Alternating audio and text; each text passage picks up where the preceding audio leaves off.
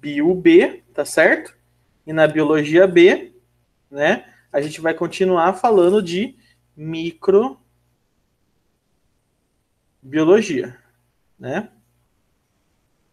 Bom, gente, é o seguinte, continuando então aqui nosso assunto de microbiologia, né? Hoje a gente vai tentar falar de dois reinos que a gente tem aí dos seres vivos, tá certo? Então, vamos tentar começar a falar um pouco do reino protoquitista, tá? Ah, vocês podem ter ouvido falar protista. Tudo bem. Antigamente, né, eram protistas que a gente chamava. Alguns livros ainda chamam de protista, né? Mas atualmente está sendo usado esse termo, protoquitista, tá certo? Gente, sobre os protoquitistas, né? Sobre os indivíduos desse reino, o que, que a gente precisa entender deles, né? Então vamos falar aqui das características.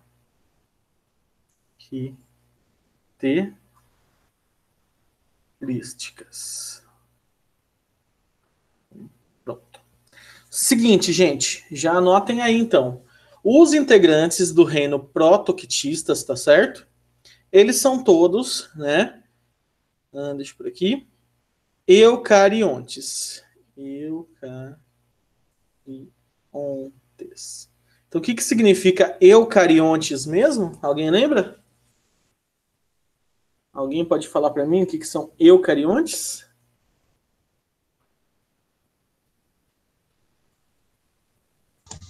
Eles têm um núcleo? Perfeito, eles têm o núcleo. Então, tá aqui a célula, né? Tem o núcleo, e dentro desse núcleo você encontra o material genético, ok? Então tá aí. A gente já fala que eucarionte é isso, né? Outra coisa que a gente pode falar deles, né?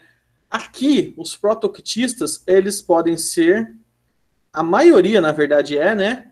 Aeróbicos. Aeróbicos. O que, que significa aeróbico mesmo? Utilizam oxigênio, né? Só que aí você tem uma minoria, né? Uma pequena parcela aí desse reino, que eles são anaeróbicos. Anaeróbicos, tudo bem?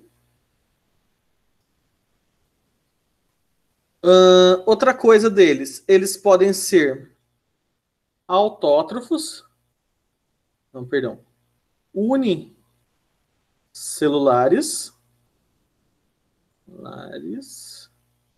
ou pluricelulares.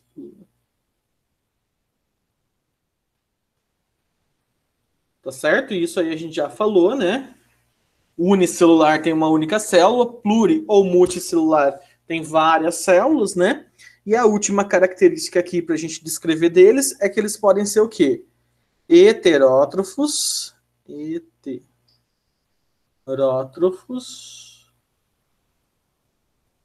ou eles podem ser autótrofos. Autótrofos. E é aqui que a gente vai dividir eles, né? Como assim dividir eles, né? É o seguinte, pessoal. A gente vai dividir em duas partes, então, o reino protoquitistas, né? Para a gente identificar quem são os integrantes desse reino, né? Então, em uma parte, você vai ter aqui a parte heterótrofa desse reino, né? Quem que faz parte quem que são os heterótrofos desse reino protoquitista? São os protozoários, tá certo? Então, os protozoários, né, é um grupo de seres vivos que tem todas essas características, tudo bem? Deixa eu até destacar aqui também, ó, eles são também unicelulares, tá bom? Então, os protozoários, eles são unicelulares, são heterótrofos, né? E tem todas essas características acima que a gente citou. Tá certo? Vai ser o primeiro grupo, a primeira parte desse reino protoquitista que a gente vai ouvir. Só para a gente saber aqui, gente, proto, né? O que significa proto? Alguém sabe? Proto Proto significa antigo, né? Antigo. Proto, pro, né? E zoo, o que que significa zoo? Vai, eu quero que alguém fale. O que significa zoo, gente? Ninguém vai falar, gente. Zoo. Animal. Boa, zoo significa animal, né? Então, protozoários, né? Antigamente, eles achavam que os protozoários eram animais unicelulares, porque começaram a descobrir o microscópio, e aí eles começavam a analisar tudo quanto é coisa, né? E inclusive poças d'água, essas coisas, e viam umas estruturas mexendo, flagelada. E se a gente lembrar um pouco da taxonomia lá, da classificação de Aristóteles, o que a gente percebe lá? Que você tem, que ele classificou como mexe é animal, não mexe é vegetal. Aí ele viu umas criaturinhas minúsculas, eles viram, né, quando veio o microscópio, umas criaturinhas minúsculas se locomovendo, falou, isso aí é animal, né? Só depois de um tempo que aí criaram esse reino para colocar esses organismos, os protozoários, né? Mas eles não são animais, tá certo? Ancestrais de protozoários e animais, a gente pode falar que tem algum parentesco, mas protozoários não são animais, tá certo? Gente, os protozoários, então, agora a gente vai começar a descrever aqui eles, né? Eles são aquáticos, tá? Aquáticos, né? Então a gente consegue encontrar eles em ambiente de poças e tudo mais, na água, água doce, água salgada, entre essas coisas. E eles podem ser de vida livre, né? Ou parasitas. Parasitas. Então, os protozoários, eles também podem ser parasitas, né? Eles podem estar presente em algum hospedeiro, né? E esse hospedeiro vir a ter doenças porque esses protozoários estão utilizando de recursos do corpo desse hospedeiro, tá certo? Agora, o que a gente precisa analisar, né? A gente precisa analisar um conceito que eu vou trazer aqui para vocês, que isso vocês vão ver melhor na outra frente, né? Deixa eu por aqui, ó, conceito. E é o conceito, não sei se vocês já ouviram falar, de osmose, né? Osmose. O que é esse conceito que eu quero trazer para vocês? É o seguinte: imagina que você tem um recipiente com água, tá? E aí, esse recipiente, no meio dele, tem uma membrana, certo? Essa membrana é toda vazada, uma membrana permeável que a gente fala. E aí, nesse recipiente, o que você tem? Você tem um lugar que tem uma alta concentração de sais, tá? Então, esses pontinhos vermelhos que eu estou representando aqui são sais. E você tem uma outra parte desse recipiente que tem poucos sais, tá? O que a gente tem que saber nesse conceito? Primeiramente, como que vão chamar esses meios, né? O meio que tem poucos sais, a gente vai chamar de meio hipotônico, tá? E o meio que tem muitos sais, a gente chama de hipertônico, tá? O que a gente tem que saber agora? A gente tem que saber que é o seguinte: sempre que você tiver um meio com duas concentrações diferentes de sais, de açúcares, de outras partículas, o que vai acabar acontecendo, né? Esse meio aquático, a água vai sempre da onde? Sempre da onde você tem menos sais para onde você tem mais sais. Então acontece meio que isso, ó. Aqui você tinha poucos sais, né? E aqui você tem bastante sais, né? E a água vai para onde, então? Ela sai do meio hipotônico e vai para o meio hipertônico, né? Então, esse conceito, né, que é H2O, ela sai do meio hipotônico e vai para o hiper, é importante vocês saberem, certo? Eu vou até escrever aqui, ó, H2O sai do hipo e vai para o hiper. O hiper. Tudo bem? Tranquilos, gente, com esse conceito? Eu expliquei de maneira bem resumida, tá? Bem simples. Vocês vão ver melhor isso na outra frente, né? Mas eu precisava estar com esse conceito com vocês nítido, tá certo? Por que que eu falei disso, né? Rapidão, tranquilos, alguém fala aí comigo, por favor. Tá de boa? Osmose? Beleza. Bom, aí é o seguinte, por que que eu falei desse conceito?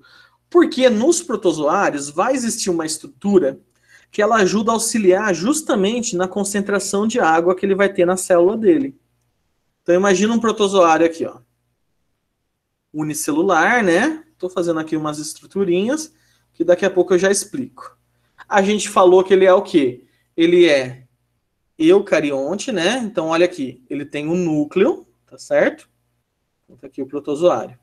Esse aqui é o núcleo dele. Núcleo, tá?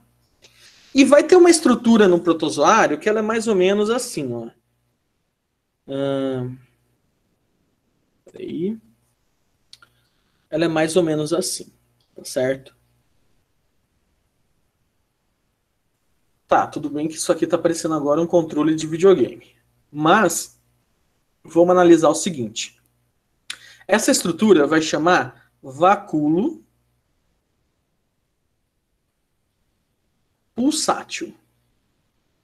Pulsátil. Alguns lugares vocês podem ver também o nome como vacúolo contrátil. Tá? Seguinte agora. O contrário de vacúolo, vocês sabem qual que é o contrário de vacúolo? Boiculo. Ah, entendeu? Não, brincadeira. Aí é o seguinte, gente, o que é esse vacúolo pulsátil, esse vacúolo contrátil, né? Qual que é a função dele no protozoário? Imagina comigo, gente, eles são de ambientes aquáticos, tá? O interior deles é cheio de sais, é cheio de substâncias. Então tem muitos sais dentro dele, né? No interior dele tem muitos sais. Pelo que vocês aprenderam da osmose, né?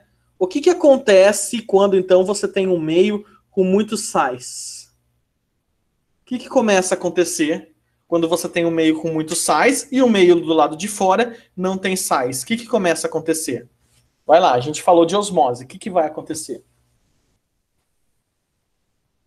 Alguém fala aí para mim? E vai meio que entrar em equilíbrio? Entrar em equilíbrio? Quase. Se tem bastante sais, né, ele vai começar a absorver bastante água para tentar entrar em equilíbrio. Porém, ele não vai conseguir entrar em equilíbrio nesse sentido, porque não vai parar de entrar água, né? Aí olha o que a Ingrid falou, entra muita água no organismo, certo? Aí começa a inchar, tá? Os protozoários, eles são unicelulares, né? E aí eles têm a membrana, então, em volta das células dele e só. Eles não têm uma parede celular, que nem, por exemplo, a bactéria, que se a bactéria receber muita água, ela não estoura porque ela tem essa parede, que é como se fosse uma barreira. E o protozoário, se ele absorver muita água, ele vai fazer o quê? Ele vai estourar, ele vai explodir, certo? Então, aquela estrutura que eu desenhei, o vacúolo pulsátil, tá? Quem quiser, coloca aí. É justamente para isso, para o controle osmótico da célula, tá? Então, esse vacúolo pulsátil, esse vacúolo contrátil, né? Ele é justamente pro controle osmótico. Então, o protozoário, ele só não estoura, né? Porque ele tem esse vacúolo pulsátil, né? Esse vacúolo contrátil, que aí o que esse vacúolo vai fazer? Ele cria um vórtice que expulsa a água de dentro da célula. E isso faz com que esse protozoário não estoure de tanta água dentro dele, tá? Então, isso é importante vocês saberem da existência desse vacúolo, dessa estrutura, né? E eu vou colocar até aqui uma observação, ó. Uma observação que eu vou colocar para vocês é o seguinte: protozoários marinhos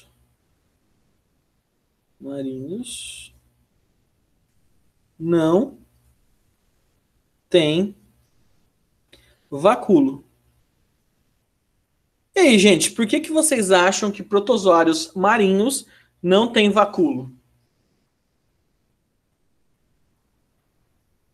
Hein? Alguém consegue dizer alguma coisa aí? Por que vocês acham que protozoários marinhos não têm vacúolo? Porque ele vive na água que já tem sal. Perfeito! Isso mesmo! É o Renato que está falando? Eu mesmo. Olha só! Que orgulho desse sobrinho. É o seguinte, é que nem o Renato falou, né? Olha a Ingrid falando, né? Porque a água é salgada, né? E aí, o que vai acontecer? Que nem o Renato falou. No meio dele já tem bastante sais, né? No protozoário, que nem a gente estava falando. E no meio de fora já tem bastante sais também. Então, o que acontece? Se você não tem uma diferença de meio, a água vai fazer o quê? Ela vai entrar e sair livremente. Tudo bem? Então, no caso dos protozoários marinhos, eles não vão precisar desse vacúolo, né? Então, os indivíduos, os protozoários marinhos, né? Eles não precisam de energia, gastar energia fazendo esse vacúolo, certo? Então, a gente só vai encontrar em protozoários de água doce, né? Protozoários que vivem em poças d'água, em lagoas, no sangue, tá? Tranquilos, gente? De boa até aí? Sim ou não? Bom, como eu falei para vocês, né? As doenças, as protozoonoses que a gente chama, né? A gente não vai conseguir ver aqui nessa aula, porque é muito corrido, tá? E eu já falei com o pessoal lá dos aprimoramentos de biologia e eles vão trabalhar com vocês as doenças de protozoários, tá? Aqui eu só vou mencionar elas, mas explicar certinho como funciona vai ser com eles. Aqui a gente só vai ver os tipos de protozoários que a gente tem. Que existem, né? E os tipos de protozoário a gente classifica como? A gente classifica de acordo com a locomoção, né?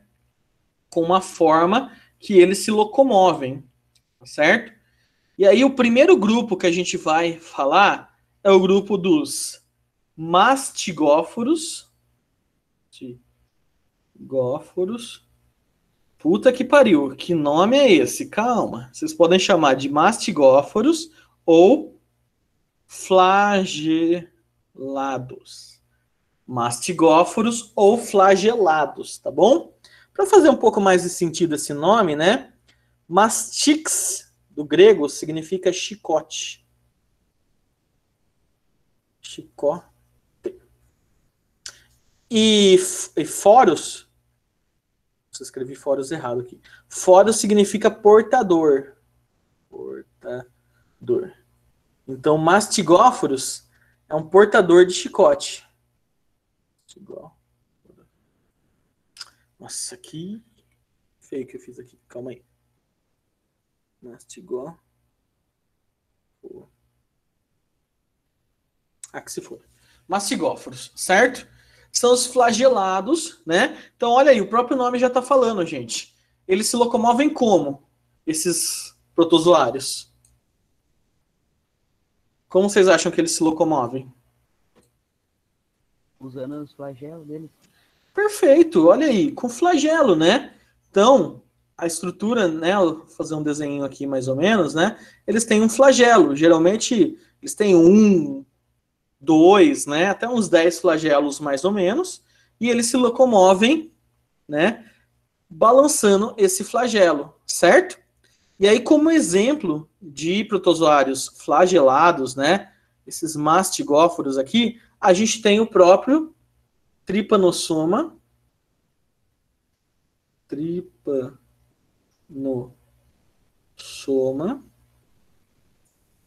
cruzi. Trypanosoma cruzi, causador da doença de Chagas, certo? A gente tem a Giardia lamblia, causador da giardíase, tá?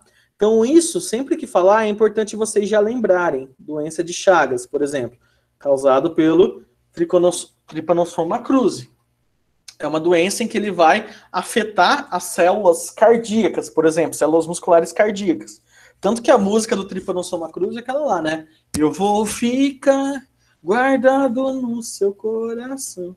Tá, brincadeira. Beleza? Bom, próximo aqui, ó. A gente vai falar agora de um outro grupo, que é o grupo dos ciliados. Ciliados. Os ciliados é aquele lá que eu já desenhei. Eles se locomovem, então, por onde, gente? A gente já falou aqui, ó.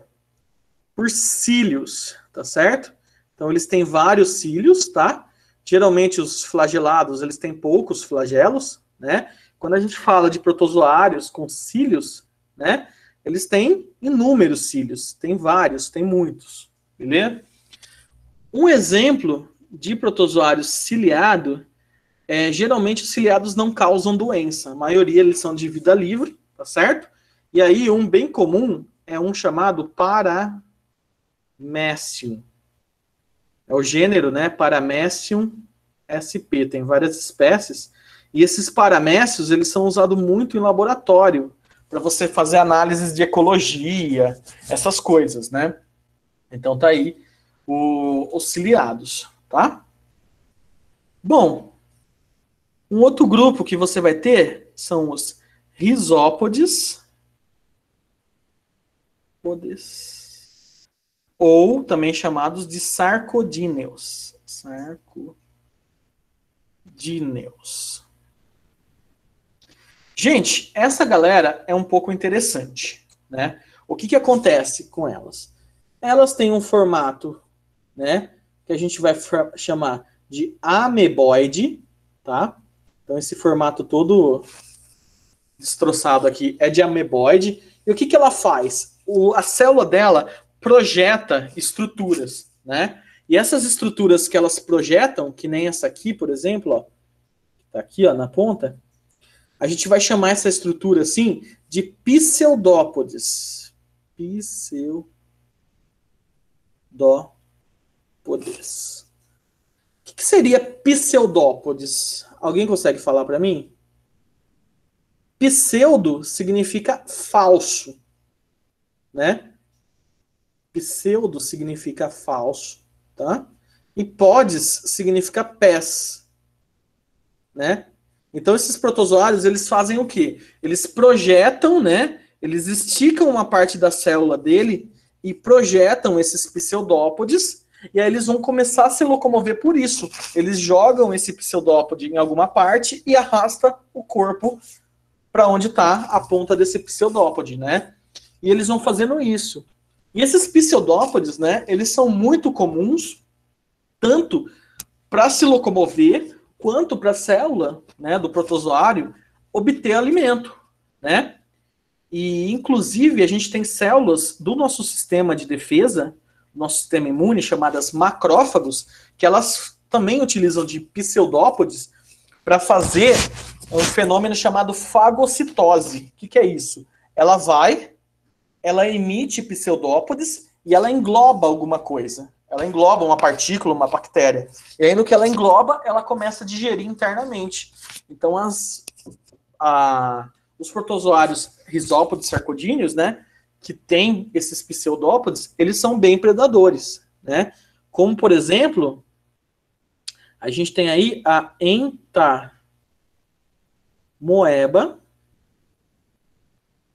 histolítica.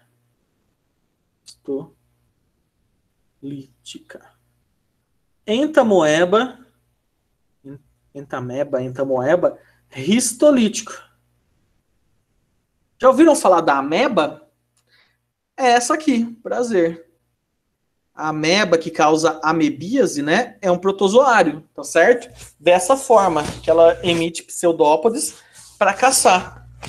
Que, inclusive, eu tenho até um vídeo aqui para eu compartilhar para vocês, né, que é dela fazer isso, dela emitir esses pseudópodes, quer ver? Então, olha aí uma ameba fazendo isso. Olha aqui a célula de uma ameba, como que é. E olha ela criando os pseudópodes aqui, ó. Tá vendo? Os fluidos celular dela vai tudo para essas pontas. Olha aí sendo criado esses fluidos. ela vai, engloba essa partícula aqui dentro e pronto, já era. Começa a digerir. Olha aí.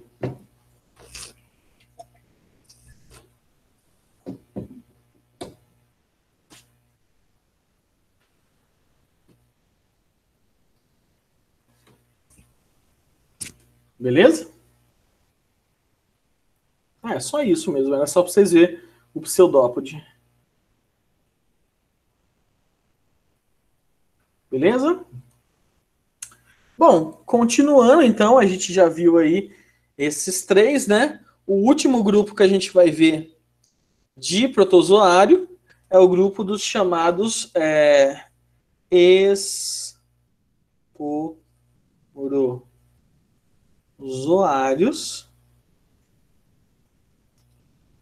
Ou outro nome que vocês podem ver deles são os apicomplexos. Gente, o que caracteriza os protozoários que a gente estava falando aqui é a forma de locomoção, né? Os esporozoários, justamente, eles não vão ter forma de locomoção. Eles são uma célula, né?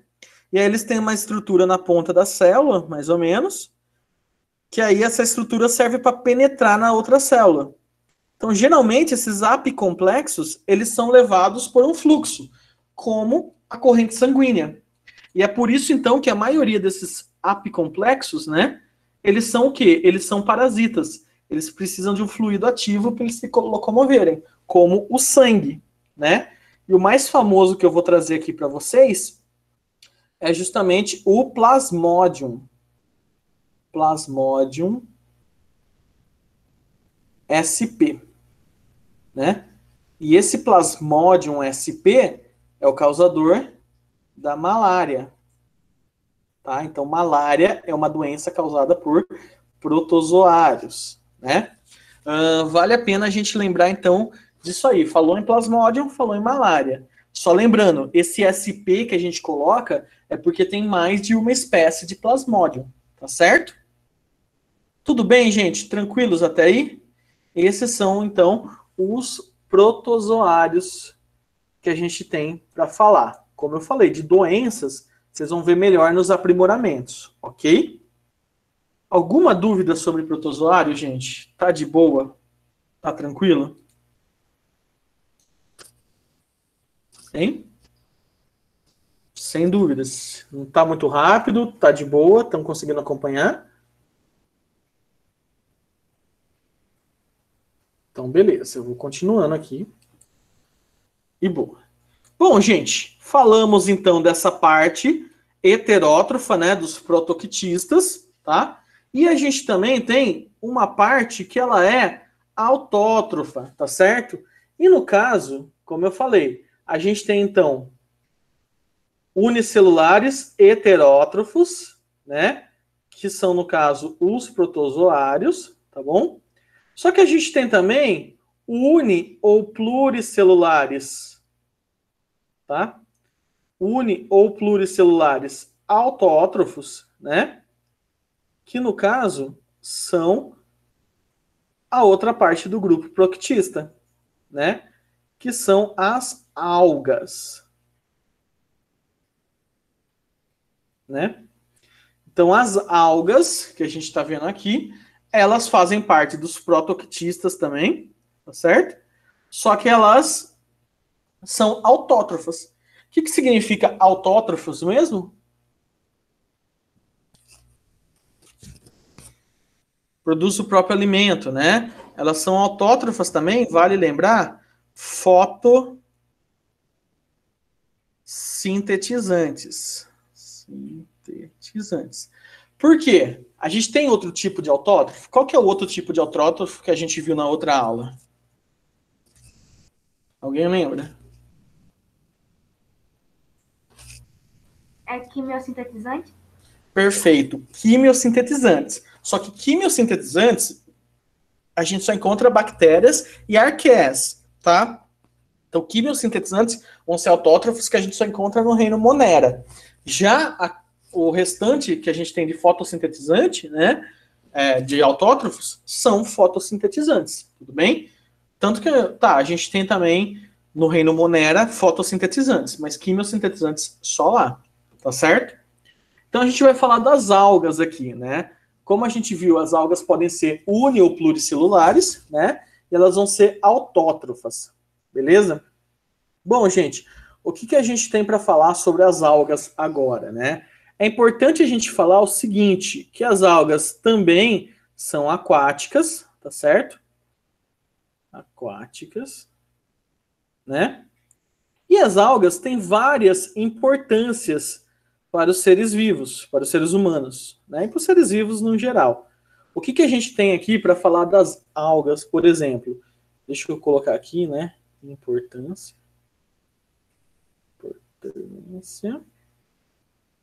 Tá? Que a gente tem bastante para falar delas. Primeiro de tudo, né? As algas, pessoal, elas são o pulmão do planeta. Elas sim são o pulmão do planeta. Importância ecológicas. Então, as algas sim são o pulmão do planeta, né? Elas fazem parte do plâncton, do fitoplâncton. Fitoplâncton. Ah, o que é isso de plâncton? Que estava até na música do Jorge Benjor. É o seguinte, o plâncton, né? A gente tem aqui os ecossistemas aquáticos. A gente vai ver isso melhor em ecologia, tá? No fundo, o grupo de seres vivos que fazem parte do fundo dos ecossistemas aquáticos são os bentons, ou animais bentônicos. Os grupos de seres vivos que fazem parte de um sistema aquático na coluna d'água são os nectônicos, os nectons. E os seres vivos que fazem parte da superfície dos ecossistemas aquáticos são os plânctons, os animais, os seres vivos planctônicos, tá? E os plânctons, eles podem se dividir em duas partes. Zooplâncton, que é a parte heterótrofa, que aí você encontra animais, protozoários, né, até bactérias, e a parte autótrofa, que é o fitoplâncton. Então, boa parte do fitoplâncton, que é a que produz a boa parte do oxigênio que a gente respira, tá certo? Que é o fitoplâncton, né, é formado por algas e cianobactérias, tá certo? Alguns lugares vão falar ainda que cianobactérias são as algas azuis, ou chamadas também de cianofícias. Mas, gente, cianobactérias não é eucarionte. Cianobactéria não é proctista, não é alga. Então, cuidado na hora de classificar isso, tá bom? Só que, no geral, várias algas fazem parte desse plâncton, né? E esse fitoplâncton é a grande produção de O2, né? A maior parte de produção de O2 no planeta é por esse fitoplâncton. Produção de O2. O que mais que o fitoplâncton ajuda a gente, né? Eles são as bases das cadeias alimentares aquáticas. Base de cadeia alimentar aquática. Aquática. Entre outras coisas, tá? Outra importância que a gente tem aqui, que agora é para o ser humano em si, né? As algas, né? Ela tem uma grande importância econômica.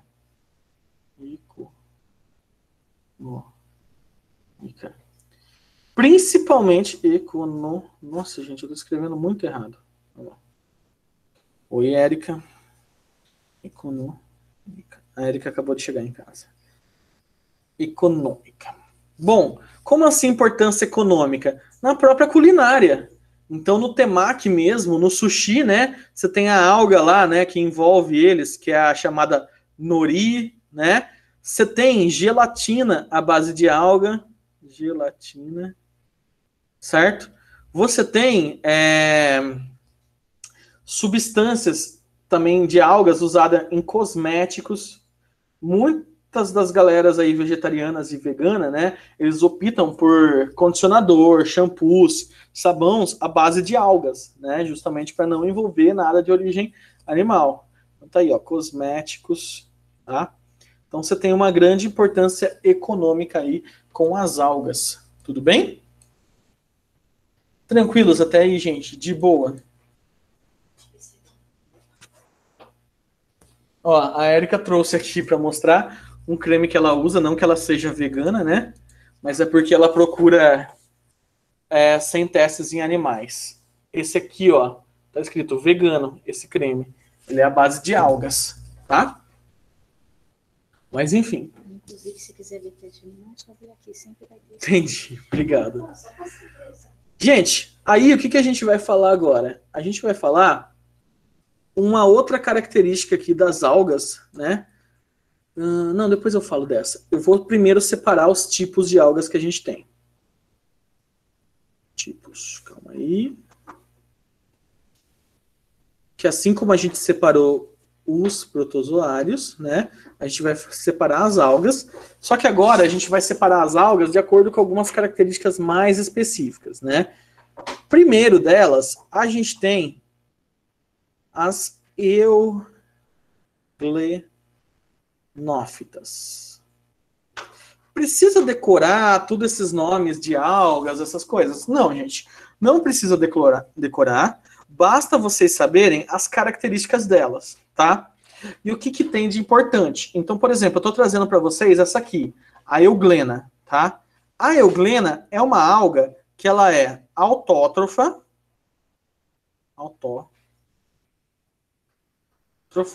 durante o dia, tá certo? Só que quando não tem luz, né? Sem luz, ela é heterótrofa. Heterótrofa. Então a euglena se alimenta de matéria orgânica também, tá certo? Que está no ambiente e tudo mais. Essa é uma alga unicelular, né? Ela é bem peculiar, tá certo? E aí, às vezes, muitos chamam de euglena mesmo, né? O grupo é Euglenophitas, mas muitos chamam de euglena mesmo, tá certo? Outro grupo que a gente tem aqui, por aqui, é o grupo das cristalófitas.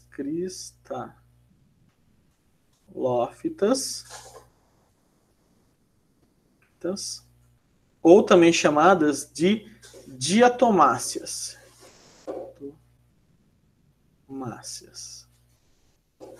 Essas, gente, vocês podem ouvir, né, o nome popular como sendo algas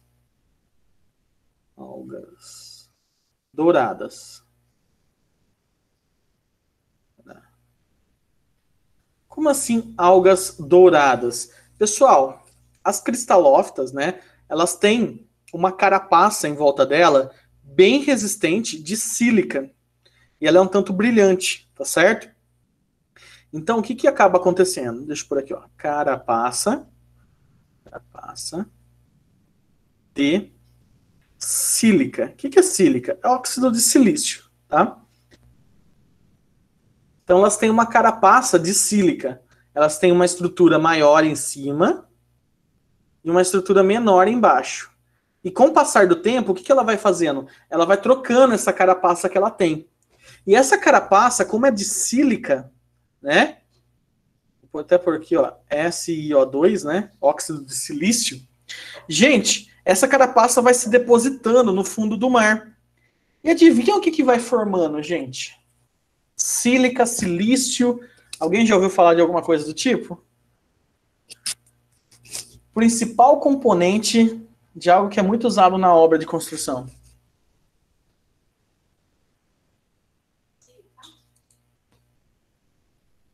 Na areia, certo?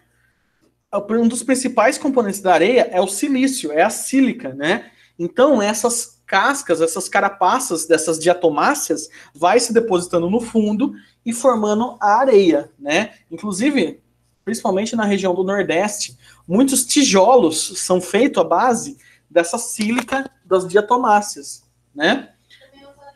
E a Érica até lembrou aqui, em creme dental também é usado, né? Porque ele acaba sendo um bom esfoliante, tudo bem? O Vale do Silício mesmo, né? Ele é rico em sílica e lembra que eu falei que as algas fazem parte do plâncton? Boa parte dessas algas foi depositando, né? Em uma região que antigamente era oceânica, tudo bem? Então tá aí as cristalófitas, as diatomáceas que tem essa característica que é importante vocês lembrarem. E a gente tem aqui agora as pirófitas, ou pirófitas, né? Só que o outro nome também é chamada de dinoflagelada. Dinoflagelada. Dino vem de terrível, assustador, né? Dinoflagelada é que ela tem um flagelo assustador. Então, ela tem um flagelo um pouco maior, mais comprido. Mas, na verdade, não é isso que assusta dela. As dinoflageladas, ou pirófitas, quando você tem uma perturbação onde elas estão, como assim uma perturbação? Quando você tem um excesso de matéria orgânica sendo liberado, toxinas sendo liberado, por exemplo, navio que despeja as coisas, alguma indústria que despeja as coisas no mar, né? Você tem que essas pirófitas, né? Elas começam a ser estimuladas e elas começam a liberar uma toxina. E essa toxina age no sistema nervoso dos vertebrados. E é aí que a gente vai ter um fenômeno chamado de maré vermelha. Maré vermelha, tá certo? Então a maré vermelha é quando essas algas, elas liberam essa toxina, certo? E eu tenho até imagens aqui que eu separei para trazer para vocês. Tudo bem? Só um minuto. Aqui, ó. Olha aqui um exemplo, então, da maré vermelha. O mar, né, onde ela fica, todas essas coisas, ele acaba ficando com partes avermelhadas por causa dessa toxina. E como eu falei para vocês, começa a afetar o sistema nervoso de vertebrados. Então, peixes, todas essas coisas começam a se prejudicar, começa a morrer, começa a ficar tudo boiando por causa dessa toxina. Tá certo? Então, tá aí as pirófitas, né? Como eu falei, vocês não precisam decorar grupo por grupo, né? O que cada um faz, basta vocês lembrar as características, né? Pirro vem do quê? De aquecimento, de queimar. Então, a maré vermelha, ela vai fazer praticamente isso. Tá bom? Gente, esse primeiro grupo que eu descrevi aqui para vocês, né? A característica que que eu quero que vocês lembrem deles, né? É que essa galera aqui, que eu coloquei primeiro, então, das algas, que a gente falou, eles são tá? Unicelular.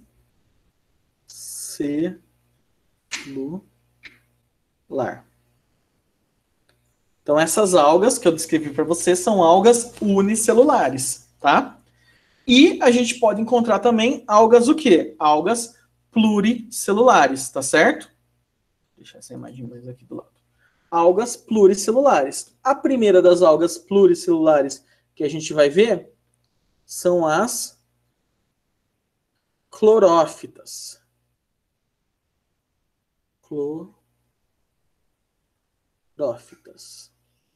Clorófitas, né? São as nossas queridas algas verdes, talvez as mais famosas, né? Algas verdes, cloro vem de verde, né? E aí a gente tem nelas a presença de clorofila. Mais especificamente, né? A gente vai encontrar nelas clorofila tipo A e clorofila tipo B. E essa clorofila, a gente tem 5 tipos de clorofila, né? A, B, C, D, E. Oi? Tá bom. A, B, C, D e E, né? A e B, para vocês terem noção, além das clorófitas, a gente encontra também nas algas, né? Então, deixa eu pegar aqui até um exemplo. Aqui. Opa. Olha aí. As clorófitas, né, são algas verdes, tá? Essa mesma é um exemplo muito comum. O nome popular dela é alface do mar, tá certo? Só que aí o nome do gênero, não sei se vocês já ouviram, é uva que se escreve, né? O gênero dessas algas. Então tá aqui. A música que eu coloquei para vocês, Espirogyra, né? É justamente, a Espirogyra é um tipo de clorófita, né? De alga verde, beleza? Bom, próximo grupo de algas que a gente vai ver são as rodófitas.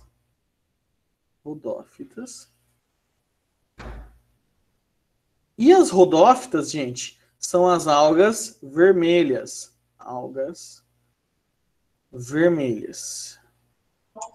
Professor, eu tenho uma dúvida. Pode falar. No caso da maré vermelha, o que pode acontecer se, por exemplo, um humano nadar nessa maré vermelha ou algum animal vertebrado? Ele morre? Sim, então, essa toxina, né, que acaba acontecendo na maré vermelha, ela começa a penetrar no seu corpo, seja pela pele, seja por você estar ingerindo, né, e tudo mais, e ela vai se depositar no seu sistema nervoso, acabando dando problema nos impulsos elétricos. Então chega a dar até paralisia e parada cardíaca e todas essas coisas. Tá certo? Certo, entendi. Beleza. Gente, aqui, ó, as rodófitas, né, algas vermelhas, rodô, vem de vermelho, né? Inclusive em espanhol, como que é vermelho? Roro, né? Rodo, roro, red, é tudo da mesma derivação. E aí a gente tem essas algas que elas têm um pigmento chamado rodofila, né? Rodofila. E esse pigmento, ele que garante essa coloração, tá? O que é importante a gente falar? É daí que a gente extrai aquela alga para fazer o sushi, o temaki, né? Nossa, gente, temaki é muito bom, né? Quem aí curte um temaki, velho? Eu adoro o temaki porque é o seguinte, eu gosto muito de shoyu. E o gohan, né? O arroz que você põe lá no temaki é a perfeita comida para você comer com shoyu, porque ele não tem gosto. Aí você põe o shoyu, parece assim as trevas se espalhando pelo arroz, né? E todas essas coisas. É demais. A Erika disse que não gosta de peixe cru porque ela fala que tem cheiro de buceta. Tudo bem, né? Tá bom. Mas enfim, a gente usa essas algas. Tomate tem? Não, tomate não tem. Ele tem caroteno. Tá certo, Wagner? Mas enfim, o nori, né? O que acaba acontecendo? Você pega aquela alga e fala, não, mas peraí, é verde, é preta essa alga, e vende alga vermelha. É que quando você faz o nori para vender e tudo mais, industrializa, ele é desidratado. E aí todos esses pigmentos que tem nele, o que acaba acontecendo? Acaba sumindo, né? E por isso que ela fica desse jeito, tá certo? Outra substância que você extrai aqui, dessas aqui, é uma substância chamada agar. O agar é uma gelatina. É uma gelatina extraída dessas algas, tá certo? E ela é muito utilizada em laboratório, né? Para você fazer meio de cultura para bactérias, essas coisas, e até para você usar de forma comestível, tá certo? Então a gente extrai dessas algas vermelhas aí, das rodófitas. Olha aí um exemplo de alga vermelha para vocês. Beleza? E por última, né, a última das algas que a gente vai ver aqui. Eu tô com muito problema de tamanho hoje. O tamanho das letras, né? Mas bora lá. A última são as feófitas. Tá? E as feófitas são as algas pardas, né? O que vocês têm que saber das algas pardas? O pigmento que ela tem... lembra que eu falei? As clorofilas, a gente tem 5 tipos. As outras também vão ter clorofilas, outros tipos de clorofila, que não é o A e o B, né? É o A e um outro, ou só o outro, e esse outro pigmento acessório, que nem a rodofila. No caso das feófitas, tem a xantofila, que tem essa coloração meio marronzada, né? Xantofila. Tudo bem? E o que vocês têm que lembrar? Que a gente consegue extrair delas uma substância chamada, parecida com agar, mas chamada alginato, alginato. E esse alginato é o que, por exemplo, não sei se vocês têm aí do lado de vocês ou aí na casa de vocês, aquelas bebidas, aqueles achocolatados, né? Os achocolatados, geralmente, eles usam desse alginato porque dá uma consistência que você consegue grudar o chocolate no leite. Se você for pegar na casa de você, por exemplo, na casa de vocês, Nescau e leite. Falo Nescau porque é melhor que o Toddy e pronto, não vou abrir discussão para isso. Mas continuando, o Nescau, você mistura, né, com o leite. Zoeira, gente. É que o Toddy lembra o Luan Santana, né? Toddy cara com você, Toddy cara coração. Mas enfim. Aí o que acaba acontecendo? O Nescau com o leite, né? Se você bate na sua casa, dali um tempo vai se depositando o pó no fundo do copo, né? Aí você bate de novo, mistura de novo, se deposita de novo, né? Nessas indústrias, eles usam esse alginato, né? Nessas bebidas achocolatadas, um todinho, né? Para justamente grudar, de fato, é uma substância que ela tem uma aderência maior e junta com o leite, gruda esse achocolatado. Então o alginato é usado muito nessa indústria econômica alimentícia, tá certo? Então, alginato, em sorvetes é usado também bastante esse alginato, para deixar aquela sensação do sorvete mais molhadinho e tal. E uma coisa importante é que aqui as feófitas, elas formam os verdadeiros kelpes. O que são esses kelpes? Eles são como se fossem, tá? Como se fossem florestas marinhas. Ih, caramba. Eu peguei a imagem dos kelps. Cadê? Não tô achando. Não tá aqui. Tá, eu vou pegar a imagem dos kelps.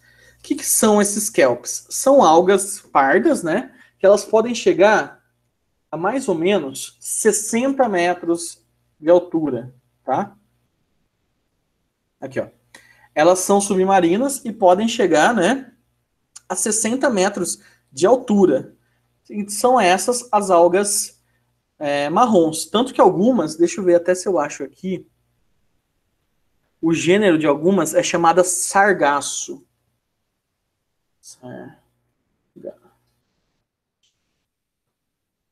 Olha aqui, elas podem aparecer na beira da praia, tá certo? E algumas têm até umas bolinhas que ajudam elas a ficar boiando, flutuando, por causa do tamanho delas, né? Então, tá aí as feófitas, beleza? Então, como eu falei, é importante a gente saber essa diversidade aí que a gente tem desses seres vivos, tá? Gente, alguma dúvida até aí? De boas? Bom, eu nem preciso falar que essas aqui, então, elas são né? Pluricelulares. Tá certo? E uma coisa importante aqui, uma observação das algas pluricelulares, tá certo? Uma observação é que essas algas pluricelulares, né, elas não têm tecidos. Algas não têm tecidos, tá? Então, uma das coisas que muita gente às vezes pensa, né? Não, mas alga é vegetal. Algas são plantas. Não, gente. Algas é um grupo específico de ser vivo, tá? Elas não têm tecidos, né? E o que é um tecido? A gente vai falar melhor nas outras aulas, tá? Mas é um conjunto de células que desempenham uma mesma função, uma função específica. No caso das algas, o que acaba acontecendo? Elas têm várias células, só que cada célula é independente, tá? Nós mesmos, os animais, a gente tem, os mamíferos, 4 tipos de tecido, né? O tecido muscular, que todas as células funcionam para locomoção, tecido nervoso, que as células funcionam para emitir impulsos elétricos, tecido epitelial, que a célula serve para revestimento, e o tecido conjuntivo, que serve para preenchimento, né? As plantas, elas têm tecidos, por exemplo, tecido de condução, tecido de revestimento, né? E outros, só que as algas não têm tecidos. Elas têm um conjunto de células e cada uma, ela acaba sendo mais independente, né? Então, as algas não têm tecido, isso é importante vocês lembrarem, tá? Elas reservam amido, a maioria reserva amido, algumas reservam alguns óleos, né? mas a maioria reserva amido, tá? E tem parede celular,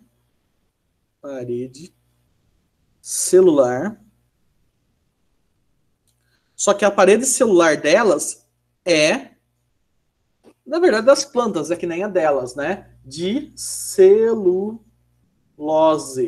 tá? Então, celulose é um açúcar, né? Um polissacarídeo. E as algas têm parede celular de celulose. Tudo bem? Gente, dúvidas sobre as algas? Tranquilos? Conseguiram entender? Ficou de boa? Sim ou não, galera? Vai lá, alguém fala alguma coisa para mim? Beleza. Bom, então a gente fechou o reino protista, tá? O reino protoctista, né? A gente fechou. A gente viu o que tem no reino protoctista. Algas e protozoários, beleza?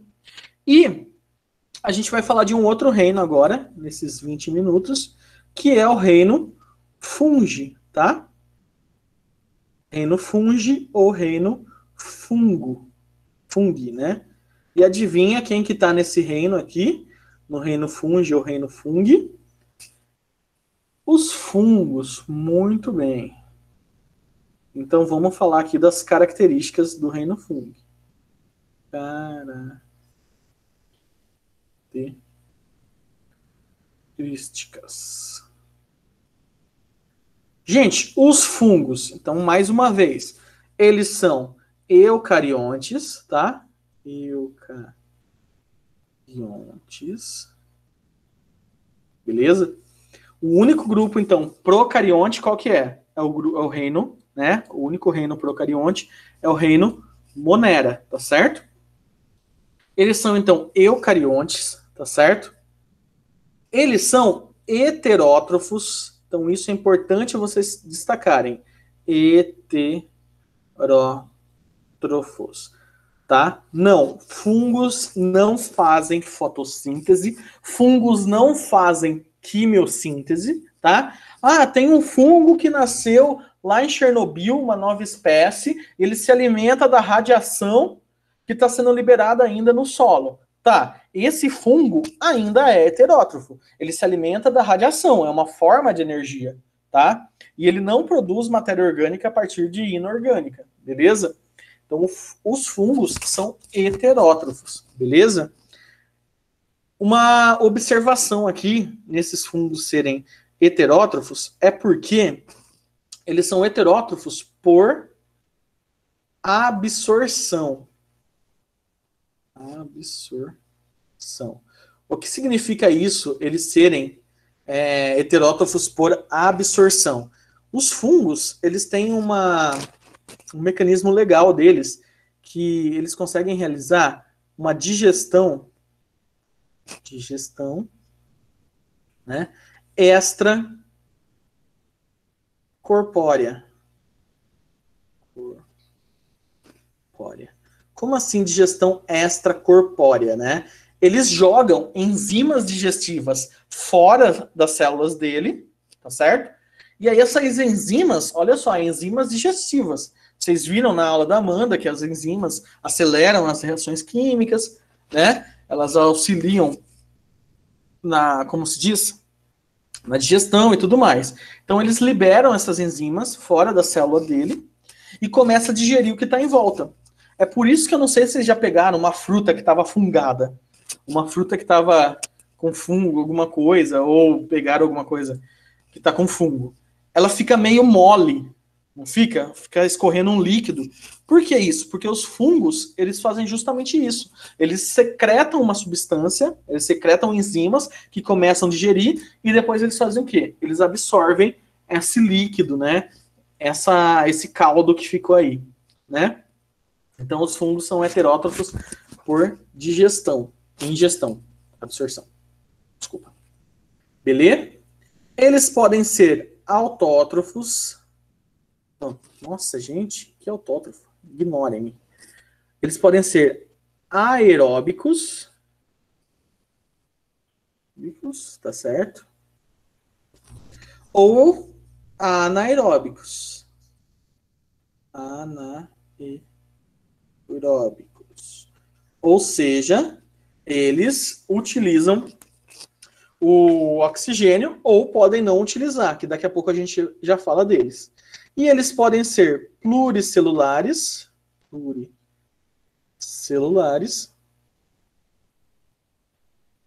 tá? Ou unicelulares.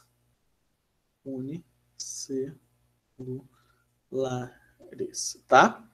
Que inclusive, né, eu vou chamar a atenção para esse ponto aqui. Alguns fungos que são unicelulares e anaeróbicos, né? A gente tem como exemplo as leveduras. Então, os fungos unicelulares, né, a gente chama de leveduras, e um bem famoso é um fungo do gênero Saccharomyces, né? Saccharomyces cerevisiae. O Saccharomyces cerevisiae, né? Ele é o próprio levedo de cerveja. Ele é o fungo que é utilizado muito na indústria para fazer a fermentação, certo? E essa fermentação é uma forma de obtenção de energia anaeróbica, sem utilizar oxigênio, tá certo? Tudo bem, gente? Tranquilos até aí?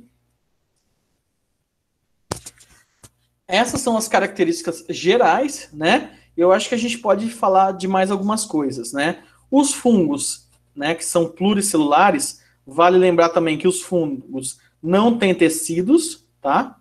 Sem tecidos. Assim como as algas, eles também não têm tecidos, tá? Eles têm um aglomerado aí de células também, né? E eles têm parede celular.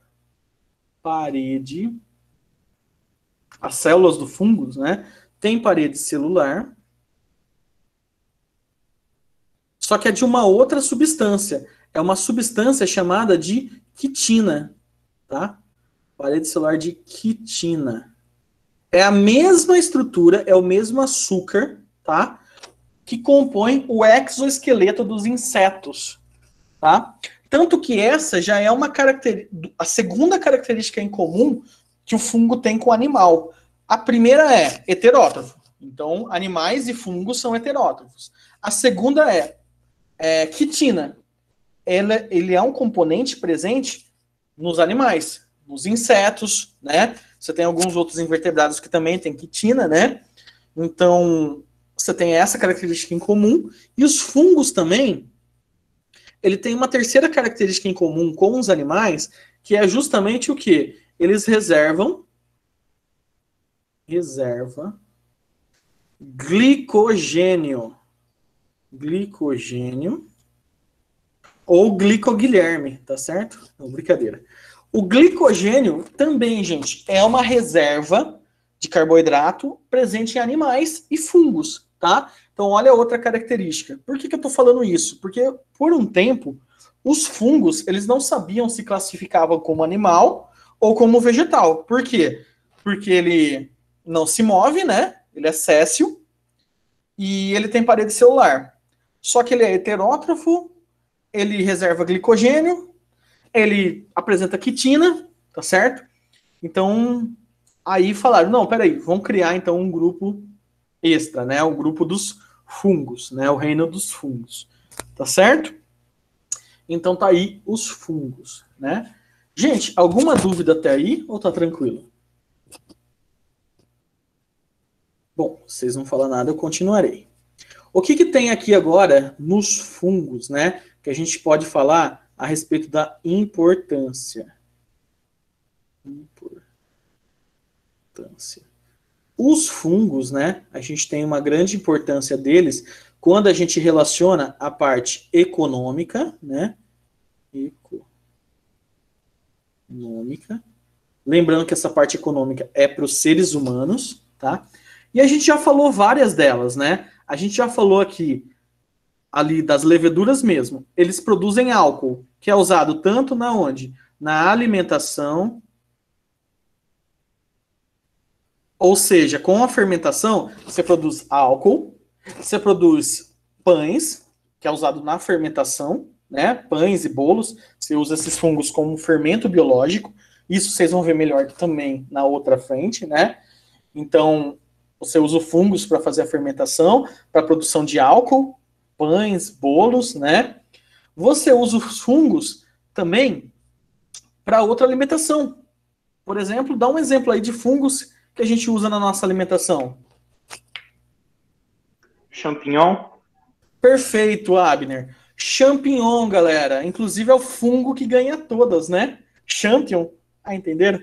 Olha aí. Você tem o champignon, você tem o shiitake, você tem o shimeji. Todos eles, gente, são fungos utilizados na alimentação. Tá bom? Então você consegue isso. Você consegue fungos também, na importância econômica, na importância medicinal. Medicinal. Como assim, na importância medicinal? Maior antibiótico descoberto até hoje vem de um fungo. Um fungo do gênero Penicillium. Tá certo?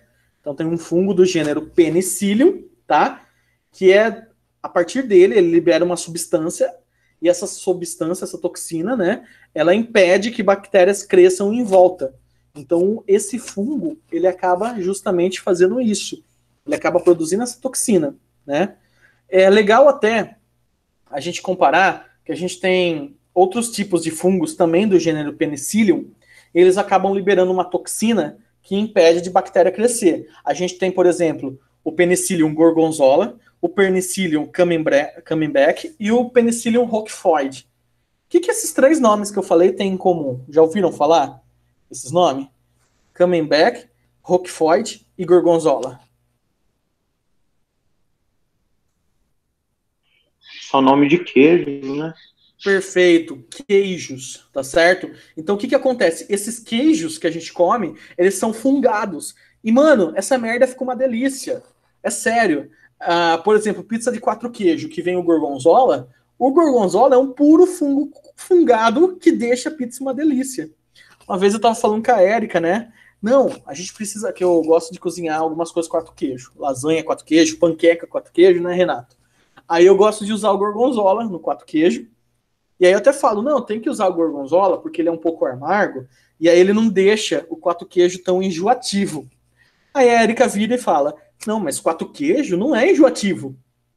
Meio que assim, sabe? Não se tocou nem um pouco. Não é enjoativo porque tem gorgonzola. E ela não gosta de gorgonzola, né? Mas enfim, o que acontece? As pessoas reservavam fungos, né? Queijos, guardavam, né? O queijo que não é curado, que a gente fala. E aí eles reservavam, só que aí, certos lugares que eles reservavam, começou a aparecer fungos, né? Cada uma região. Esses nomes de queijo vêm geralmente de umas regiões que tem na Europa, né? Gorgonzola, Camembert, regiões com nomes antigos e algumas até atuais. E aí começou a crescer esse fungo, ele começou a liberar essa substância no queijo, né? E impediu o crescimento de bactéria. Aí algumas pessoas começaram a comer, via que não fazia mal, adicionou na dieta, tá certo? Então olha aí os fungos com a importância... O que eu fiz? Os fungos com a importância econômica deles, tá certo? Alimentícia, medicinal, tá?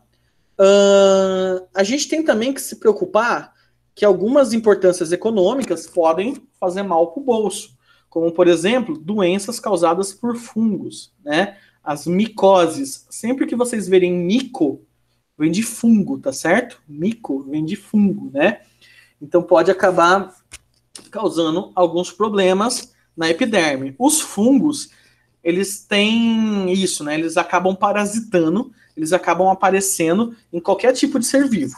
Só não é mais que os vírus, porque os fungos podem aparecer em plantas, os fungos podem aparecer em outros fungos, podem aparecer em animais, em algas e assim por diante. Tanto que no zoológico de Americana, aqui perto de Limeira, estava tendo uma doença em pinguim. pinguim, que é uma criatura aquática, marinha. Tava aparecendo fungo em pé de pinguim.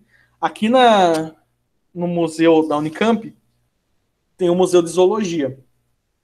E aí tinha uma estrela do mar, umas estrelas do mar, né, no aquário marinho, que estava sendo atacado por fungo. Então, olha só como esses bichos são, esses bichos, né? Essas criaturas são lazarentas, né? Elas vão fazendo isso, vão digerindo, onde elas se fixam e vai se proliferando, tá?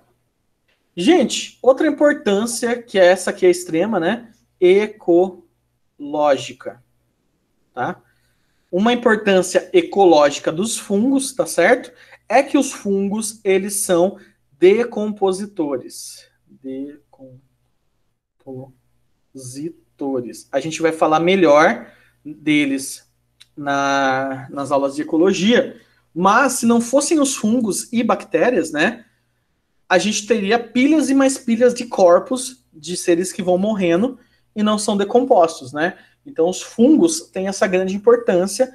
Por ele fazer esse tipo de digestão, ele vai acabar decompondo essa matéria, né? Transformando matéria orgânica em matéria inorgânica, né? Essa é a característica de um decompositor. Ele faz essa ciclagem da matéria, tá certo?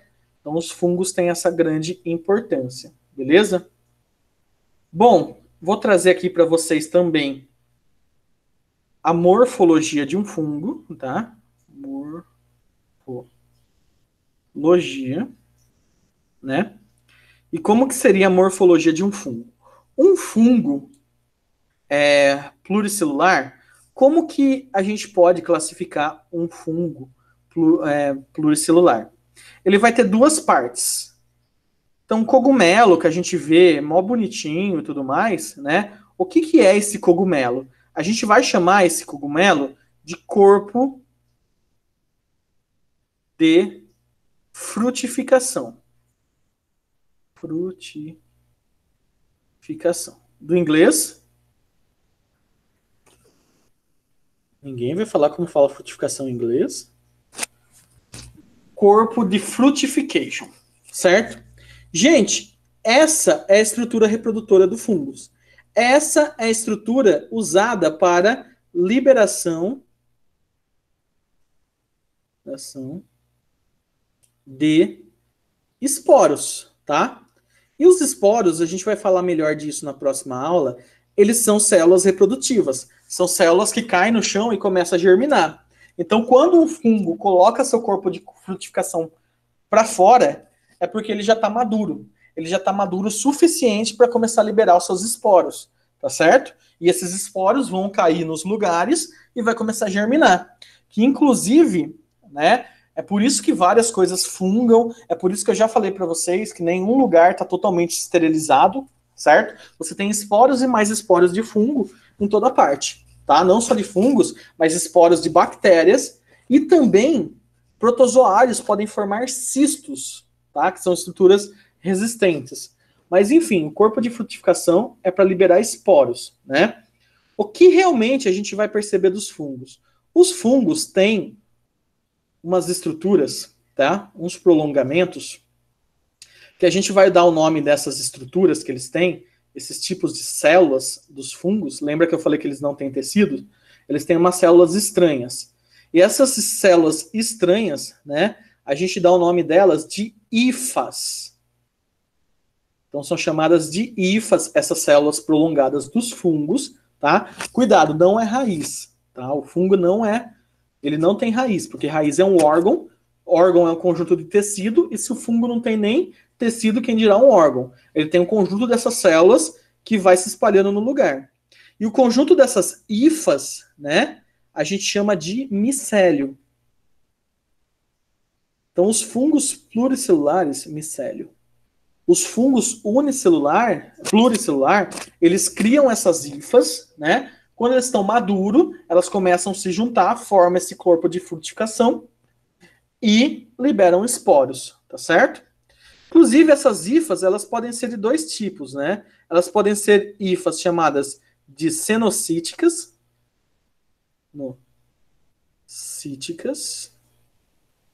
que elas são sem separação, sem divisórias, tá?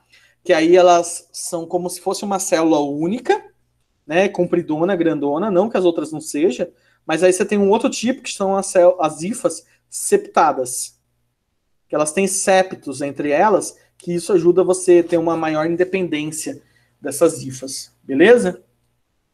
Então essa é a morfologia de um fungo, tudo bem? Inclusive os fungos ganham bastante prêmios, porque eles têm bastante rifas. Não, zoeira.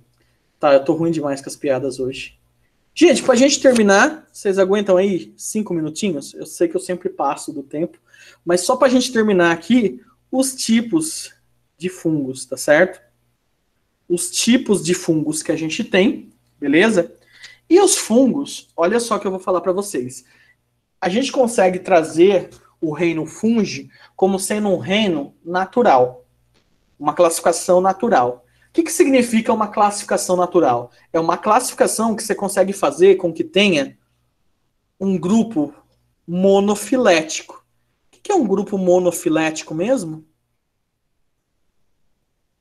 Alguém lembra o que é um grupo monofilético? É um grupo que tem apenas um ancestral comum, certo? E quando você consegue ter um grupo que tem um ancestral comum, a gente chama de natural, que é o que a gente tem mais certeza de como foi a evolução desses indivíduos. Agora, por exemplo, existem grupos que são artificiais, que a gente cria só para encaixar os seres vivos para ficar mais fácil de estudar, que nem o reino protoctista. O reino protoctista é praticamente o quê? Ah, isso eu não consigo encaixar aqui, não consigo encaixar ali, sei lá, vou jogar no protoctista. O reino Monera mesmo, ele é um reino artificial. A gente não tem uma classificação ali monofilética. Já os fungos a gente consegue fazer isso. Quem que são esses fungos? Não precisa decorar o nome, tá? É só para vocês saberem que existe. Você tem os Chytridiomyceto,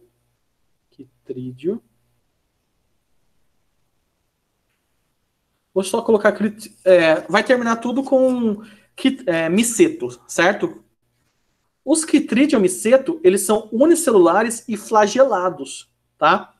Então, uma característica aqui que também é junto com protozoários e algas aí, é esse flagelo, mas só ele tem flagelo. Esses Chytridiomycetos, eles estão causando uma doença nos sapos e anfíbios na Mata Atlântica, chamada chytridiomicose. Eles estão se espalhando na pele, nas costas desses anfíbios. E isso vai acabar sendo um problema, porque os anfíbios respiram pela pele. Se você tá com a pele cheia desses fungos, acaba seguindo para a extinção da espécie. E isso é muito legal, porque eu trabalhei, legal assim, no sentido, né, de fazer essa pesquisa. Eu trabalhei com um professor na Unicamp, que ele mexe com isso, que é o professor Domingos Leites, né?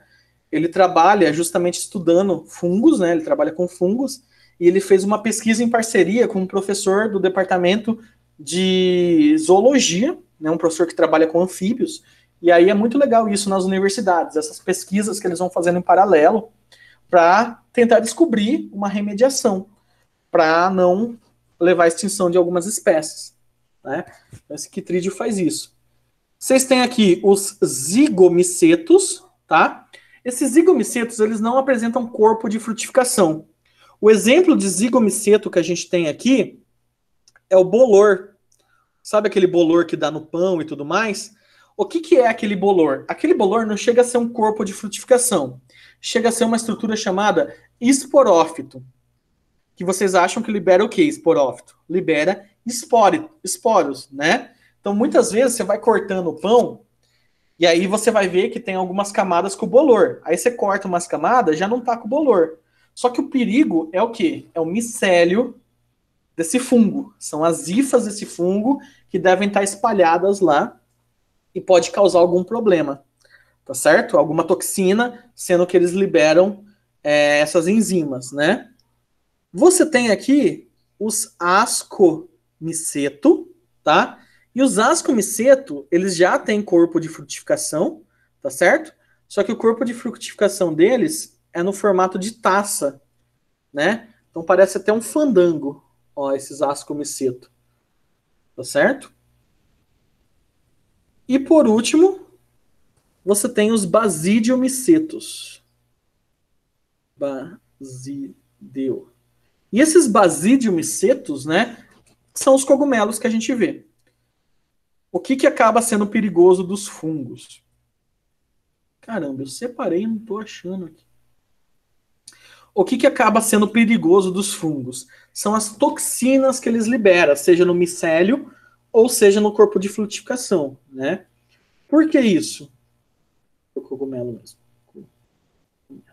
Por que isso, né? Algumas chegam a ser alucinógenas e algumas chegam a ser tanto tóxica.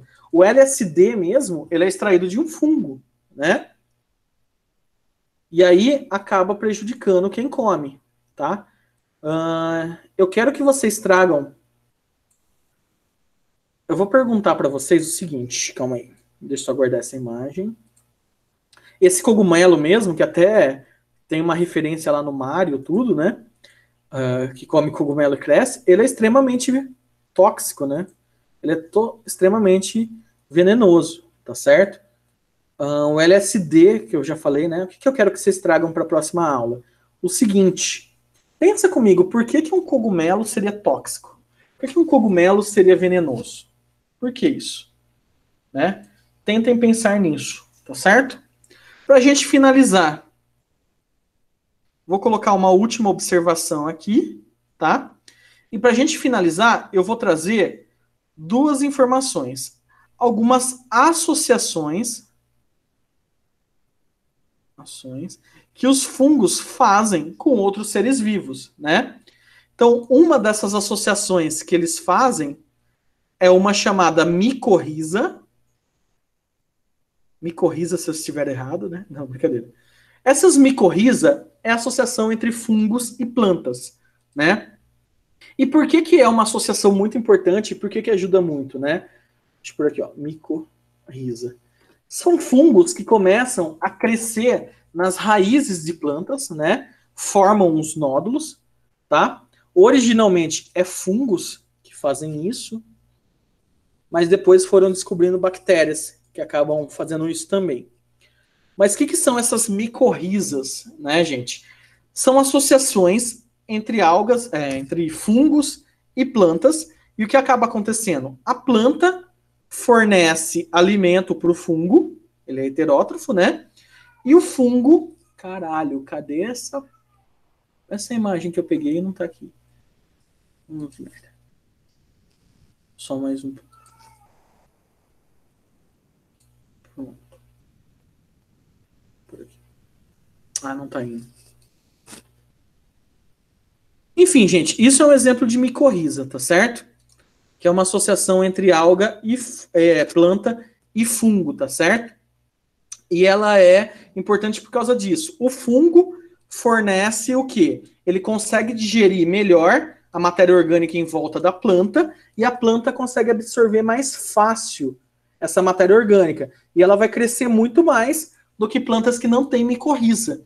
E enquanto isso, ela vai fornecendo para o fungo, né, alimento. E o fungo, tá?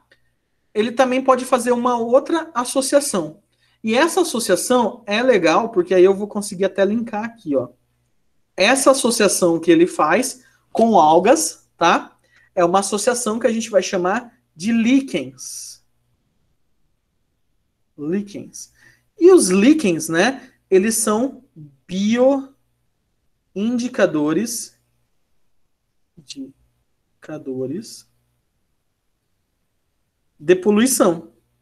poluição aérea. Poluição. Como assim bioindicadores de poluição? Gente, se não tiver líquen, é porque o ar no ambiente não está muito bom. Se não tiver líquen, o ar não está muito legal. Mano, eu salvei foto de líquen e não estou achando. Eu vou pegar aqui para vocês.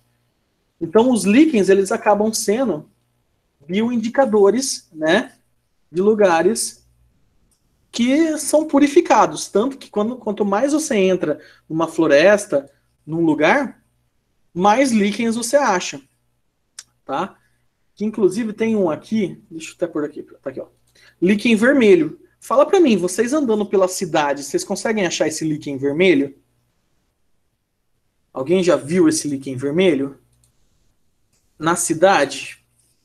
Eu acho que... Caralho. Mano, não tá aparecendo. Depois eu ponho aqui a imagem e mando para vocês. Mas enfim, esse líquen vermelho é muito sensível a enxofre. Então na cidade é muito difícil. Por quê? Porque carro a todo tempo vai soltando enxofre, né? E você acaba o quê? Você acaba destruindo ele, né? Em trilha, geralmente, né? Que é mais fechado e tal. Então os líquens é uma associação entre alga e fungo, né? E por que tem essa associação? Porque o fungo, ele consegue reter a umidade, né? E ele consegue decompor a matéria em volta. E isso vai ajudar para que a alga pegue essa umidade, pegue essa matéria e consiga sobreviver. E consiga fornecer alimento para o fungo, né? Então o líquen é a associação entre fungos e algas, tá certo? E só para a gente finalizar, qualquer coisa, eu vou mandar lá a lousa, aí vocês clicam no líquen que abre uma outra página. Brincadeira. Gente, muito obrigado. Um bom descanso para vocês, tá certo? Não esqueçam de frequentar os aprimoramentos, beleza? E eu acho que é isso, tá? Desculpa a quantidade aí de informação, se foi muito rápida, se foi muita coisa, mas acho que a gente finalizou. E logo eu passo as atividades que é para vocês fazerem em casa e se divertirem aí. Tudo bem? Muito obrigado, gente. Bom descanso aí. Valeu. Tchau, tchau. Até mais.